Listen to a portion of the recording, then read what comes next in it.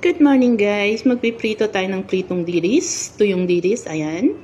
Luto na yung pritong dilis natin guys para sa breakfast at tanghalian guys. So meron tayong soya beans guys para sa ating drink. Ayan, soya beans. Ayan guys, kain tayo. At meron tayong maintenance medicine guys. Huwag kalimutan yun guys. At para humaba ang ating buhay. So ayun guys, yan lang ang aking ulam guys. Ulam ng mahihirap.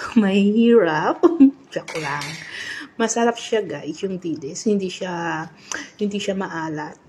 Katamtaman lang, sakto lang para sa akin guys. So, ayun guys, kain-kain tayo guys. Happy Monday everyone. Ayan. Yung sarap na sarap ka sa ulam mo guys, tapos biglang nalaglag. Oops! Nalaglag. Sayang, wala pang 1 minutes kung yung kabataan ko pa. Wala pang 1 minutes. Ayun, pati yung mga maliliit na piraso ay kinuha kasi sayang nga naman. Ayan guys, kain tayo guys.